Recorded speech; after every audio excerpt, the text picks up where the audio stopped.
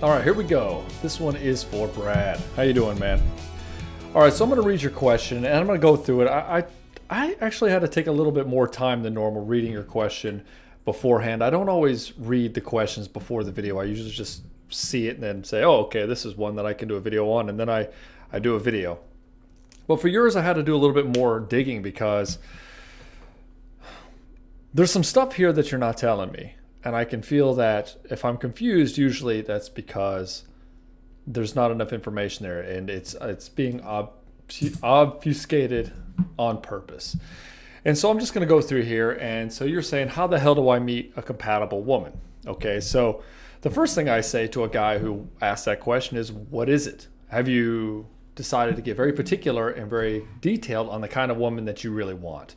Until you write that down, until you journal that out, and if you don't have a journal, I would highly suggest you start one. And it should and you don't have to do it like every day. You're like, okay, I need to sit down and figure out this problem. Let me sit down and think critically about what this is. But for you, I would say you need to be very conscious of the kind of woman you want in your life and the kind of energy you want her to exhibit in your life. So one of the things I tell guys is if there was some relationship in the past, like the one who got away or something, divorce yourself from that woman and say, or divorce your want of having her back and say, I want that energy that she brought back, or I want that in another woman, because that can happen, right? Well, it's not just it can happen, but you can absolutely find that. And I did that for myself. I had met women in the past that had a certain energy, and I wanted that in my life again, and I got it, but it was a different kind of a quality, and it was actually better. So let's dig into a little bit, okay? Oh, and one other thing is that, well, I'll get into that in a second. You say, I have no problems meeting women, just the compatible one. I'm told by many that I'm handsome, good looking, etc., etc. However, I personally don't think so, with my standard answer being should have gone to Specsavers. In other words, you're saying you just need to get your glasses checked, right? Now, I'm not a big fan of self-deprecating humor, and because your language that you talk to yourself and that you talk to other people in tells you have all these tells saying how you really think. And so that self-deprecating humor means that you don't really like yourself, right? And you even go on to say that right there. You say, I don't really think I'm that good looking. It doesn't matter if you think you're good looking or not. Just leave it alone.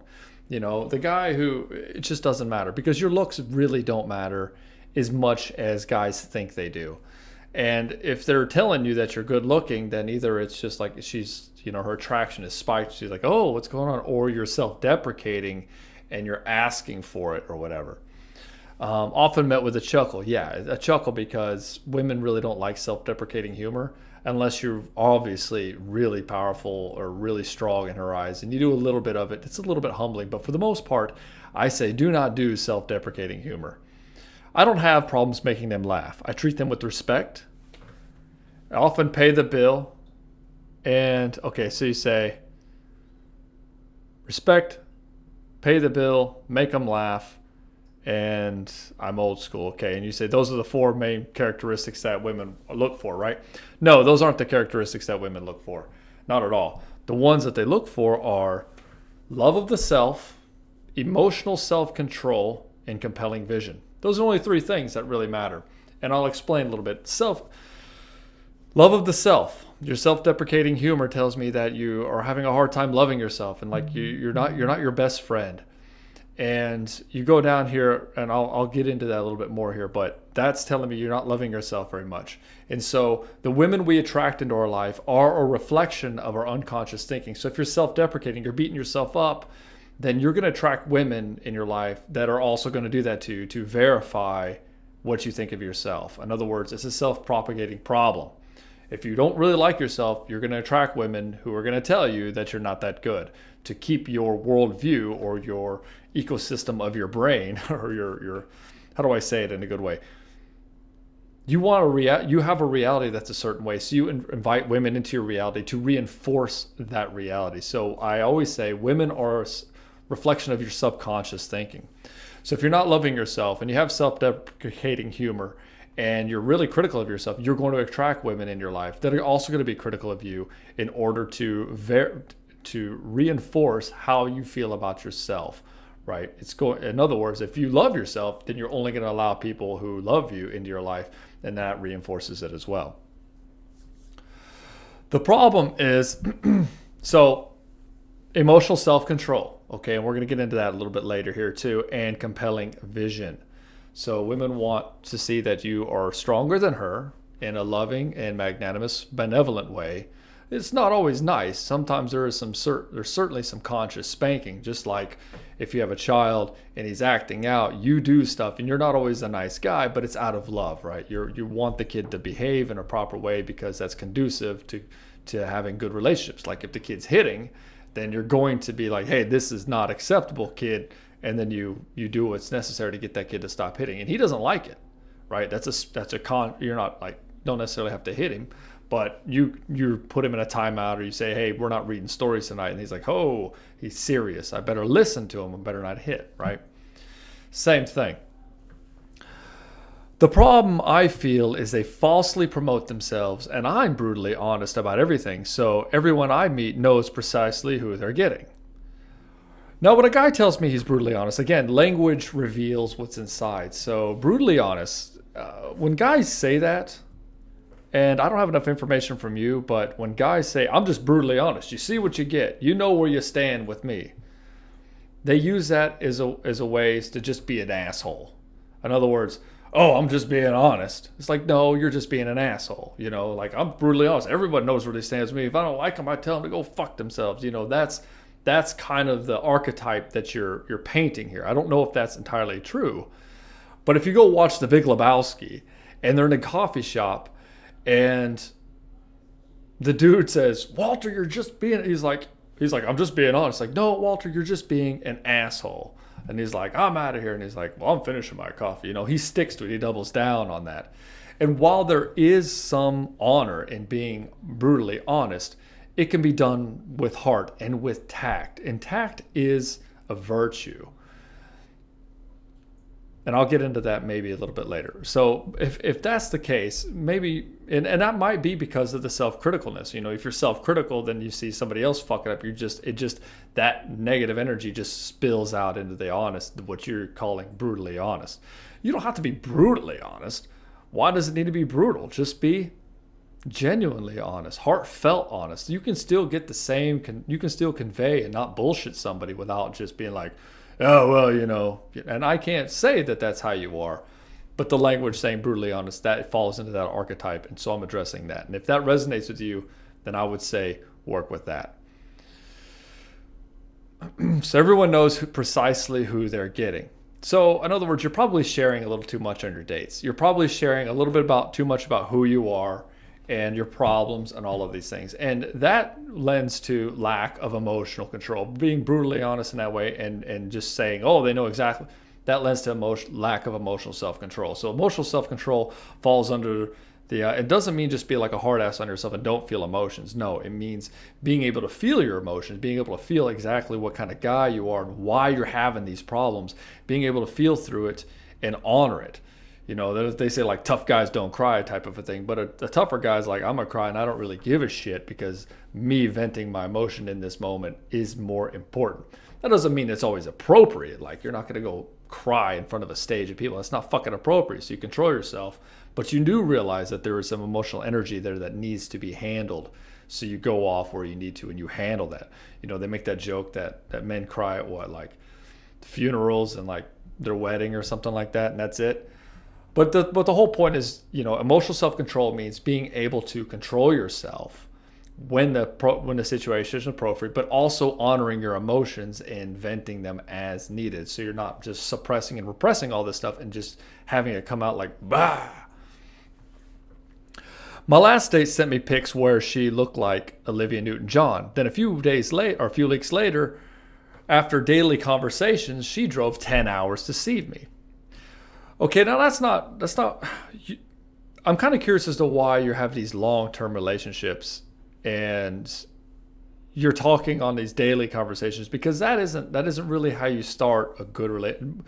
Long-term relationships are only like promises to have a relationship in the future. It's not really a relationship. A relationship happens in person, not on the phone, not really. When she arrived, she looked more like Cruella de Vil. She was supposed to stay 5 days, but after 2, I asked her to leave as she was making me uncomfortable in my own home and being critical and judgmental about everything. I had gone to great lengths to make her comfortable and welcomed, and I even bought new bedding, cooked her meals, and I'm a great cook, and I took her sightseeing. And this is what she brought into my life, okay? So she lied to you. That hurts, right? But I have a feeling that your brutally honestness, like you probably opened the door, you picked her up at the airport, and you were like, hey, and then she saw that. And then you tried to force it over time, and she felt that energy, and and instead of addressing it in a healthy way, she started getting judgmental about everything. So when a woman's upset with you, she won't directly address it. She'll start snipping at you and getting weird and doing this stuff, and you have to be the one to exercise emotional control and open her up emotionally effectively so that you get her talking. And then you'll find that really she's just mad about this thing, but because she's mad about this thing, she can't compartmentalize it like a man can.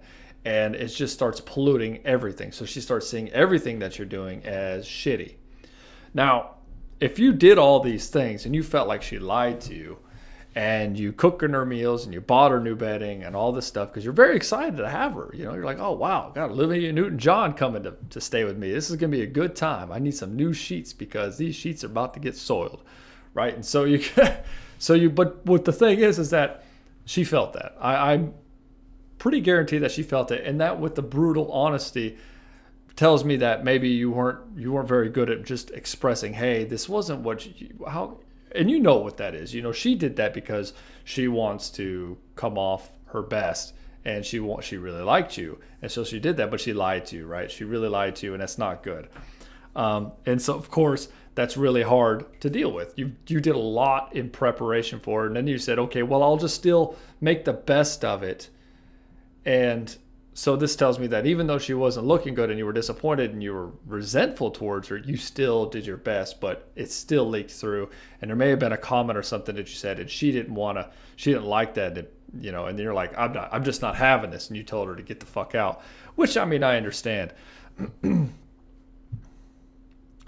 The previous one, I moved 1,300 kilometers for her after an 8-month long distance relationship, only to have her personality flick like a switch and polar opposite.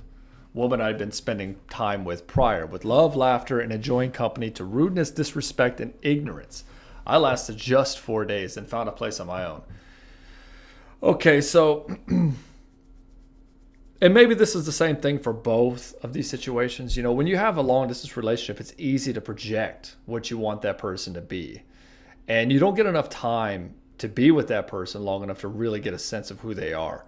Now, I'm a big fan of not committing unless you get all the way to the point where you're absolutely sure what kind of woman she really is, or you're willing to, okay, give up your other options and see where this goes. Usually, you know, 3-4 months in, you've seen her, you've been on 10, 12 dates or something like that at least. You've been sleeping at each other's houses, you're hanging out, you're spending a lot of time together. And then she says, hey, I'd like you to commit. Where is this going? And then you commit with her. But the commitment is just to see what kind of woman she is. And you need to be very, very careful and watch her, because something in your picker is broken. And so you're picking women that are re-verifying how you are, how you're feeling internally. You're doing this weird mirror of what's going on with inside yourself. I'm just looking down at my notes here.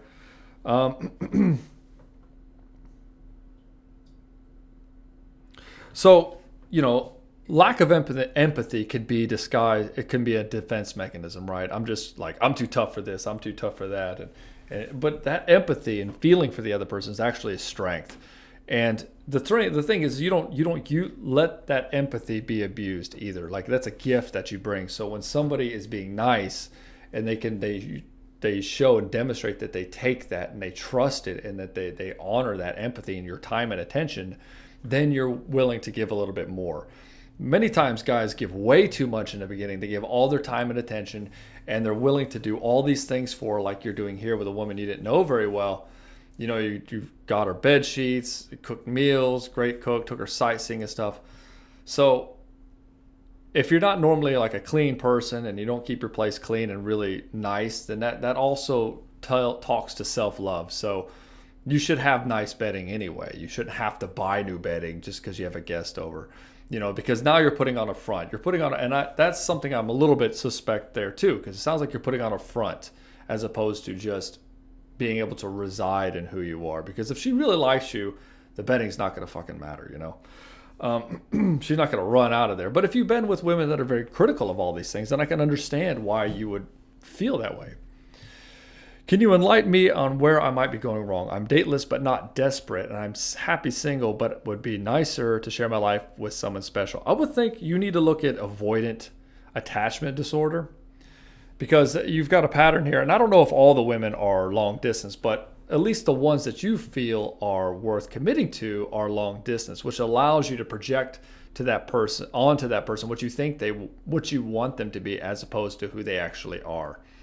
And an avoidant, one of the things an avoidant does is when they get close to somebody, when something happens, when a commitment happens, they freak out and they'll do something to sabotage. And I have a feeling that since you're having this pattern, you may be sabotaging and you don't know how to open a woman properly. So the proper way to open a woman emotionally is when she gets upset. Well, first, don't take it personally. The first sign of rudeness or disrespect means it needs to be addressed immediately. Don't take 5 or 6 or 10 instances of this and say, okay, I've had enough, and then blow up at her and whatnot, And it sounds like you may be avoiding addressing it early on until you just fucking blow up at her. I don't know. Again, there's a lot of information I don't know. I don't know. So all I can do is speak to generalities of what I've seen in the past and try to apply them here. So if I'm wrong, that's okay. Just comment on the video and let me know a little bit more information. But what you do is you want to open her up properly. Say, okay, something's wrong. You obviously need to talk. Tell me what's up. And she oftentimes they won't want to say. They'll say nothing's wrong. Nothing's wrong. She's like, no, I know something. You have to be persistent. You got to be like a dog with a bone, and you have to be assertive but loving at the same time. And there's some women out there that can do some verbal ninjutsu on you and turn things around. And women can be very good at it, but you got to be like a laser focused on the issue. What's up? What's going on? Tell me what's happening. It's okay to tell me what's going on, and just really harp on it. And you can't continue with the relationship until it's handled, because the longer you let that fester, the more in her mind she's going to resent you for not opening her up. Now, that's not a healthy mentality for a woman to have, but it's all too common for a lot of women. And if they have a hard time with relationships, this is the main reason why. Now, you need to be able to talk to her, and she needs to open up to you and say, hey, this is what's going on. Even better, she comes to you first. But these relationships aren't that long. Well, 8 months long distance is a long time. And, then she switches on you. Now, that seems a little uncommon. Like, why would somebody just switch on you unless it's a very narcissistic person and they're like, okay, well, I got him now and I can do whatever I want. In that case, yeah, you were right to get out of there. But most people aren't. And so based on just the law of averages, I'm just going to assume that these women weren't, because I don't have any other information there. But I would say that's what you got to do. And, I've got some comments down here like develop unconditional love for all women. I mean, that's like trying to run before you can crawl. And I don't think that's really applicable here, because it's kind of over in left field for what you're trying to say here. But that's it. We talked about a lot of things here. The three main things that women want. They want emotional self-control, love of the self, and compelling vision, right? So your love of the self means that you are going to honor yourself. You're going to be nice to yourself. Your relationship with yourself literally is the relationship with the feminine, or how it's expressed in the world, or what that you attract. So if you're really good to yourself, you're nice to yourself, you eat well, you've got a lot of self-control, you exercise, and you do what you need to do, you keep your house clean, and you do these things because they make you feel good and relaxed and calm, and your life is well organized. Not necessarily busy, but just well organized. If you like being busy, that's fine. It doesn't have to be. You don't have to break yourself. You don't have to crush it every day. That's not what I'm saying. You can live a very relaxed life, but having that love and having that calm and peace and serenity in your life is going to attract women who honor that. Whereas if you're chaotic in your life, you're going to attract women who are going to add more chaos. If you're self-critical, you're going to add more women to your life that are going to be critical of you. If you fear rejection, that you're not enough and that you aren't worthy, you're going to attract women who are going to say you are not worthy and you are unlovable and you are not attractive. That is just how it works, because that's like the karmic lesson that you have to learn.